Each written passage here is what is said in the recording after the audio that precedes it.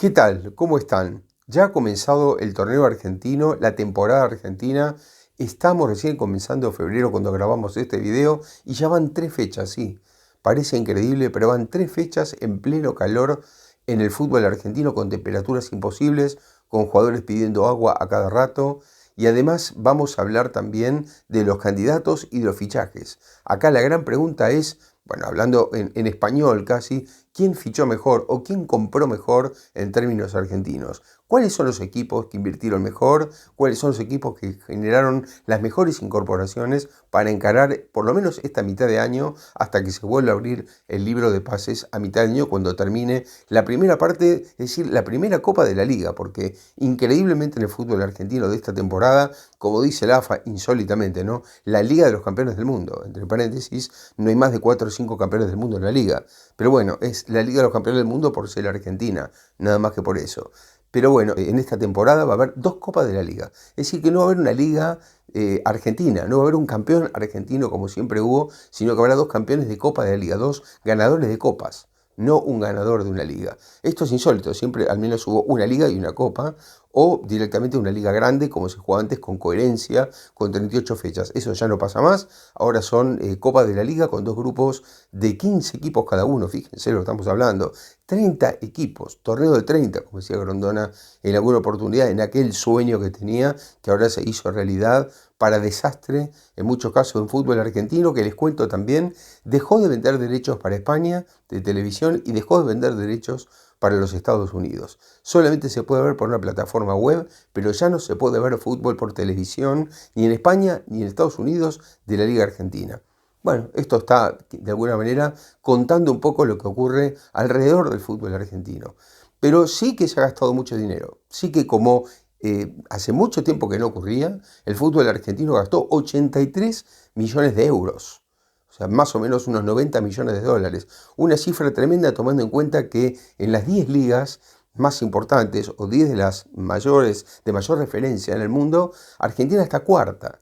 Es decir, solamente superada por los 293 millones de euros que obviamente se gastó la Premier League inglesa, que es incomparable por los derechos de televisión y el dinero que reciben los clubes ingleses, o los 141 millones que se gastó el Brasileirao. Fíjense ustedes, la segunda liga en el mundo que más dinero gastó es Brasil, mucho más que muchas ligas europeas. 141 millones contra 124 millones que se gastó la liga francesa, y cuarta aparece la liga argentina con 83 millones. Después vamos a seguir señalando para que ustedes tengan una mayor referencia de las demás ligas.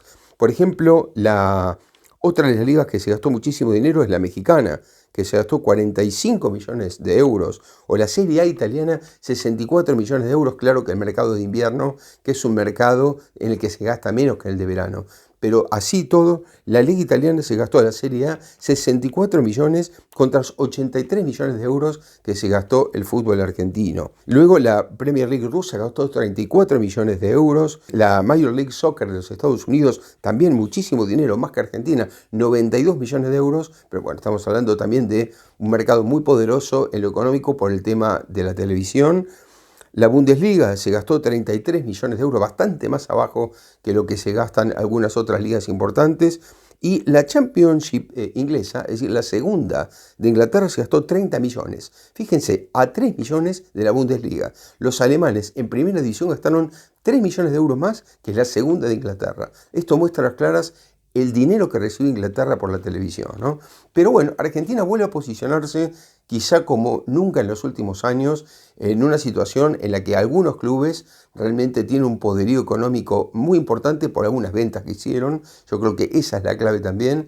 Y en un caso particular que vamos a referirnos, el de Estudiantes de La Plata, por una situación anómala, que después vamos a ver qué consecuencias trae, porque todavía no está definido y está muy enfrentado Estudiantes políticamente con Juan Sebastián Verón, el presidente del club, con la AFA. ¿Por qué digo esto? Porque, bueno, Juan Sebastián Verón arregló con un grupo privado, un poderoso grupo económico, el Foster Gillette, por la incorporación de varios jugadores, de alguna manera privatizando el fútbol, que no significa esto una privatización del club, sino la privatización del fútbol.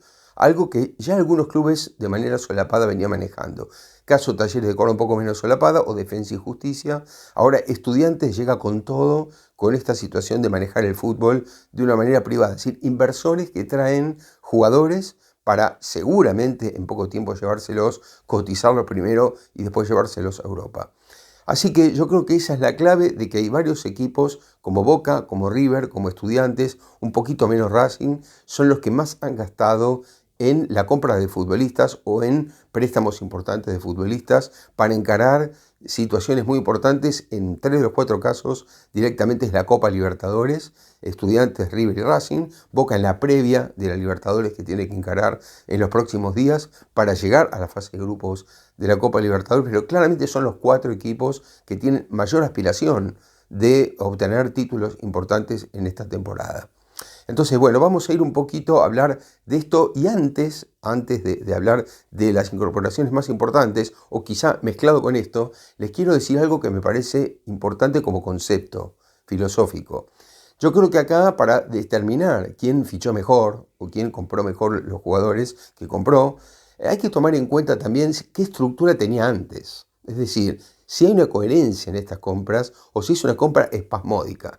¿Qué quiere decir esto? Que uno va y dice, quiero armar un equipo, compro de acá, de allá, esto, aquello, el otro, y son puros nombres que hacen un gran marketing, pero después no hay atrás un sustento de equipo. Es decir, no es un equipo que viene jugando bien y que entonces se me fue tal y compro tal en esa posición, o refuerzo la defensa porque no estoy del todo contento con el rendimiento atrás, pero sí con el arquero, los volantes y los delanteros, por ejemplo, podría ser, o algunos clubes que han directamente apostado a traer de nuevo a sus figuras que se fueron hace largo tiempo. Esto especialmente los cordobeses, pero vamos entonces a hablar un poquito de esta situación. ¿Quién compró mejor? No solo en nombres, sino también en coherencia de lo que venía haciendo ese equipo en la temporada pasada o en las 2 temporadas pasadas. Y en este caso yo creo que River, por ejemplo, vuelve a ser un buen mercado.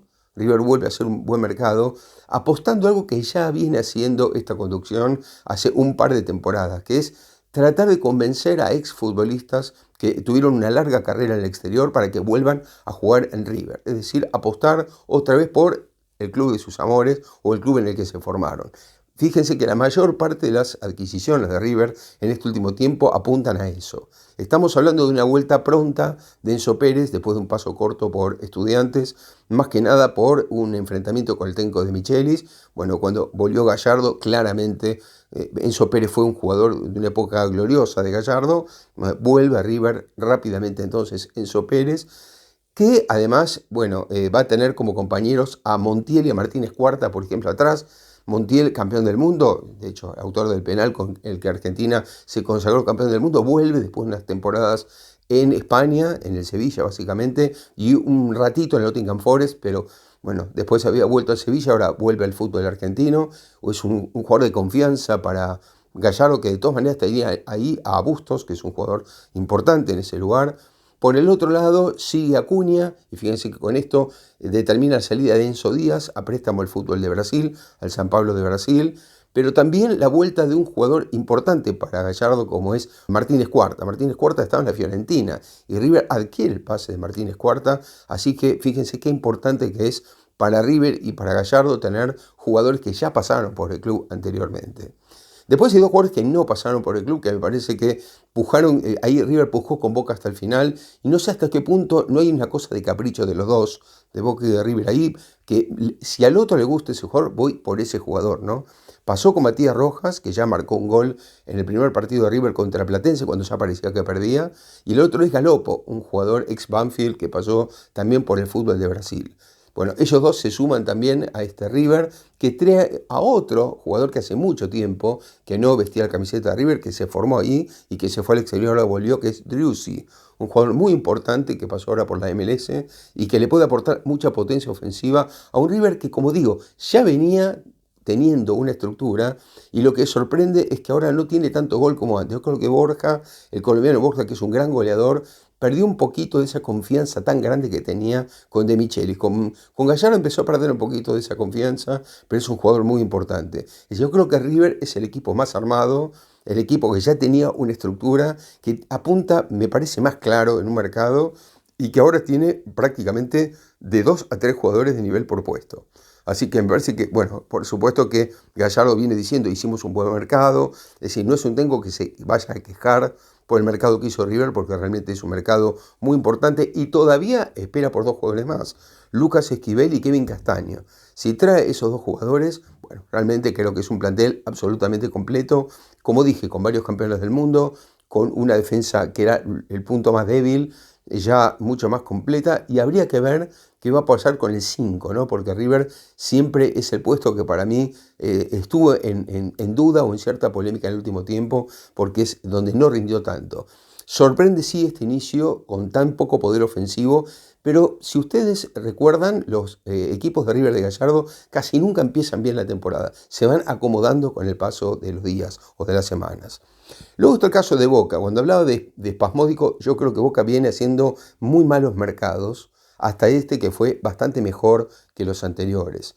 Pero, ¿cuál es el problema de Boca? Boca tiene un problema en número parecido a River, pero en calidad no es lo mismo. ¿Por qué digo esto? Porque a mí me parece que Boca tiene un problema con lo que no se desprendió que con lo que trajo. Lo que trajo es bastante bueno, pero Boca tiene unos 10 a 11 jugadores que debió desprenderse y no lo hizo, y ahora tiene una superposición de jugadores, una superpoblación también de futbolistas, porque tiene varios por puesto, no todos son jugadores queridos por la gente o que hayan funcionado. Entonces Boca está con ese dilema. También puede salir Zenón al Porto en las próximas horas, que es un jugador muy importante porque es un creativo, pero Boca trajo sí ahora dos o tres jugadores importantes en esa función, porque trajo a Carlos Palacios, que ya marcó un bonito gol frente a Huracán el otro día, trajo a Alan Velasco, que es un viejo sueño de Riquelme, y uno de los jugadores más creativos que salieron, más hábiles que salieron en los últimos tiempos. Bueno, proviene de Independiente y estuvo años en la MLS y ahora vuelve a Boca Juniors. Después un jugador como Herrera que, fíjense también, ¿no? Boca trae un jugador como Herrera que hizo tanto ruido mediático, el vasco del Athletic de Bilbao, un europeo en el fútbol argentino, así como Muñain en el mercado pasado en San Lorenzo, pero vino Herrera y se lesionó en el primer partido, ya tiene para un mes y casi lo expulsan. Es decir, en el mismo partido pudo haber tenido la primera tarjeta roja y ya tuvo una lesión importante. Ese es el problema de cuando se traen jugadores así, ¿no? Que son más nombres que otra cosa, lo que no significa que no vaya a poder jugar, porque Herrera es un muy buen jugador, pero sí es bastante veterano y hay que ver en qué condiciones está. Eso no es un tema menor. Sí me parece muy importante la adquisición de Ayrton Costa, porque Boca tenía muchos problemas atrás. Por este problema que Riquelme tiene siempre con los jugadores, se le terminaron yendo Valentini, que me parece un jugador muy importante atrás. Se fue Medel porque no rindió tampoco, vino veterano y le pasó algo parecido a Herrera, pero bueno, Medel volvió al fútbol argentino, volvió a Boca después de muchos años y no estuvo a la altura de lo que se esperaba. Y entonces, bueno, entre esos jugadores, más Anselmino, que se fue al Chelsea porque pagó un poco más antes de tiempo, claro, Boca necesitó reforzar esa zona y fíjense que todavía está Lema, que siempre está lesionado, que siempre tiene algún problema, Figal, que es un jugador que si bien algunos partidos rindió, no terminó nunca de convencer, y Rojo, que se lesiona permanentemente y casi se puede decir Marcos roto que Marcos Rojo, porque realmente está siempre roto. Es un jugador muy bueno, técnicamente muy importante, de una gran personalidad, pero que juega un partido sí o no. Entonces, claro, Boca tiene algunos problemas de ese tenor. Una cantidad de jugadores que no venían rindiendo la temporada pasada, casi ninguno se fue y vinieron muchísimos más. Entonces, creo que Boca todavía no muestra una política en los fichajes, en las compras. Boca trajo muchos jugadores, yo creo que estos son mejores en calidad que en mercados pasados, pero Boca tiene el remanente que le trae problemas del pasado. Es decir, Boca tiene el problema, por ejemplo, de esto que mencioné, los centrales, tiene el problema de laterales como el caso de Fabra, Advíncula, que a mí no me termina de convencer, y está Blondel allí. En fin, vamos a ver cómo vuelve Blondel también, que es un jugador que estuvo mucho tiempo parado. Sarachi parece ser que el jugador para ganarse el puesto de lateral izquierdo, donde está Blanco también, Lautaro Blanco, y está Fabra, que es alguien no muy querido por la gente por lo que pasó en la final 2023 contra el Fluminense. Es decir, el problema de Boca está allí. Y Racing creo que se parece más a River en cuanto a la estructura. Racing tiene una estructura con la que salió campeón de la Copa Sudamericana en la temporada pasada, hace pocos meses. Y yo creo que Racing hizo algo que es más lógico, todavía más que River, y por supuesto más que Boca, que es no sacar y traer 25 jugadores. Racing apostó a 2 o 3, que son los del retoque para mejorar un poco. Creo que Racing sigue teniendo problemas atrás, sigue teniendo problemas defensivos importantes. Creo que no tiene tantos jugadores ahí atrás, especialmente en centrales. Pero sí me parece acertadas las compras de Balboa, de Unión de Santa Fe, un buen delantero. Ni hablar Vieto, que siempre fue un jugador que rindió muy bien, que anduvo por varios países, por España, anduvo por Arabia Saudita en el final, pero me parece que es un jugador que recuperó la confianza con Ramón Díaz en Arabia Saudita el último tiempo, un mundial de clubes que rindió a pleno, inclusive contra el Real Madrid, y ahora vuelve a Racing y se lo ve realmente muy bien. Es un jugador que se autogenera muchas situaciones de gol, con lo cual puede ser importante para Racing también. El problema que tiene Racing fundamentalmente es que se le fueron los tres colombianos. Entonces, bueno, tuvo que reemplazar, además de Sigali, que también después de muchos años deja el club como marcador central, más allá de que no era titular. Entonces, entre los tres colombianos, Roger Martínez, que se fue al fútbol árabe, Carbonero, que se fue al Inter de Porto Alegre, y Juanfer Quintero, especialmente, que volvió a la América de Cali, de Colombia. Bueno, Racing necesitó reforzar un poco esa zona, trajo algunos jugadores, como digo, el caso de Vieto, el caso de Balboa, el caso de Saracho, que es otro exjugador de Racing que vuelve del fútbol brasileño. Me parece que Racing no necesita tantos refuerzos, quizá me parece que debió traer otro defensor, un marcador central más, pero creo que así está bien y la coherencia se muestra más en eso, cuando ni salen ni entran muchos. Cuando pasa eso, uno va viendo que el equipo está más o menos estructurado y que lo que va haciendo es retocando los puntos que faltan, ¿no? También hay que tomar en cuenta, como dije al principio, el caso de Estudiantes, que es uno de los animadores del mercado, porque entró a trabajar un grupo privado, un grupo económico muy poderoso como Foster Gillett, y bueno, ha traído jugadores que yo creo que todos son, o por lo menos la gran mayoría, apuntan especialmente al mercado del exterior en poco tiempo, ¿no? El caso de Medina de Boca, por ejemplo, Medina estaba a punto de irse al Fenerbahce de Turquía, no se fue, se quedó, yo creo que simplemente por una cuestión de tiempo, para ponerse la camiseta de Estudiantes medio año, un año, para irse después otra vez al extranjero. Y después el caso de Lucas Salario, un gran goleador que también pasó por la Bundesliga, pasó por un par de ligas importantes europeas, estuvo en la selección argentina, inclusive con Scaloni en la primera etapa, y después se fue perdiendo, pero yo creo que es un refuerzo muy importante para un Estudiantes que ya estaba bastante bien. Ya estaba bastante bien. Además de que, bueno, vuelve Piovi y otros jugadores importantes también, pero me parece que la clave está en esos pases, ¿no? Los más importantes. Se lo ve bien a Estudiantes, se lo ve fuerte y con este refuerzo económico que vamos a ver cómo termina con la AFA por esta situación legal bastante extraña, ¿no? De tener el fútbol privatizado, pero el resto del club no. Así que eso por el lado de Estudiantes. Y luego tenemos casos bastante particulares, ¿no? Le decíamos lo de los equipos cordobeses. Por ejemplo, Belgrano ha traído al defensor Fausto Grillo y también con mucha pompa ha anunciado el regreso de un ídolo del club de los últimos años, como es Lucas Celarrayán, que estuvo jugando mucho en el exterior y que ahora vuelve. Los resultados por ahora no lo están ayudando a Belgrano, pero esto recién comienza. Y Talleres hace algo parecido, porque Talleres también trajo a dos exfutbolistas muy importantes en este último tiempo del club, que estuvieron varios años en el exterior y vuelven. Uno es el caso de Bebelo Reynoso, que hasta pasó por Boca y después se fue a la MLS, y el otro es Nahuel Bustos, que también anduvo en varios equipos, pero que rindió básicamente mejor que ninguno en Talleres. Luego está el caso de ya muy puntual, de algunos que se reforzaron bien. Argentinos Juniors me parece que es un muy buen pase, el de Fattori, el volante central de Huracán, que me parece que es un muy buen jugador de fútbol y que refuerza en la línea que siempre tuvo Argentinos, ¿no? Una línea de fútbol estético.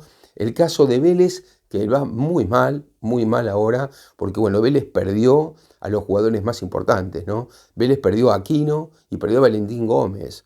Sí, son dos jugadores claves en el Vélez campeón de la temporada pasada, pero además perdió a Quintero, al técnico. Es decir, con todo eso, claro, es bastante complicada la situación de Vélez, que trajo a Machuca, que viene de Fortaleza de Brasil, y está el caso insólito, no entendemos bien por qué, de Keylor Navas, un arquero que pasó por el Real Madrid y por el PSG, y que ahora está en Newell's Old Boys de Rosario. Bueno, no sé cómo habrá sido la situación para que Keylor Navas termine en Newell's Old Boys, pero bueno, bienvenido al fútbol argentino, un Newell's que también incorporó al veterano Luciano Lolo atrás y que ganó el tercer partido después de haber perdido los dos primeros. Así que bueno, ese es un poco el panorama. Después está el caso de Independiente, que se la rebusca como puede después de una crisis económica muy grande, con Bacari, siempre director técnico, y apostando al mejor fútbol que pueda jugar con los refuerzos que pueda traer Independiente, ¿no?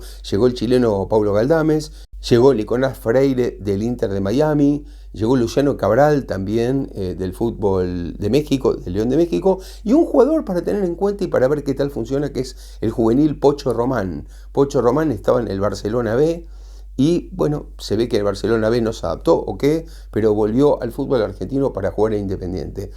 Esto es más o menos el tema de los pases. Y para resaltar por último, fíjense también el detalle que muchos jugadores que vinieron al fútbol argentino, especialmente a los 6 o 7 equipos más destacados, vinieron del exterior y especialmente de Brasil, de Estados Unidos y alguno que otro de México. Esto a las claras de que hay mercados que están devolviendo jugadores al fútbol argentino, por un lado, y también el fútbol argentino exporta a esos mercados, es decir, que hay mucho intercambio con esos países cuando antes era bastante más abierto. Ahora es abierto, pero no tanto como antes, y la mayoría de los equipos ha incorporado jugadores a préstamo, es decir, que los gastos que yo dije antes de 83 millones de euros está más centrado en el dinero que Boca y River recaudaron en su momento por pases que vendieron. Boca al final se quedó sin Paredes, aunque parece que a mitad de año lo va a tener para el Mundial de Clubes, pero Boca y River básicamente se alimentaron de los pases de las ventas anteriores, Racing un poco también, y Estudiantes en cambio por esta inyección de este grupo económico Foster Gillett, que vamos a ver hasta dónde llega. Espero que les haya gustado este video, les pido como siempre que pongan me gusta acá abajo, que lo compartan y no olviden suscribirse. Hasta la próxima.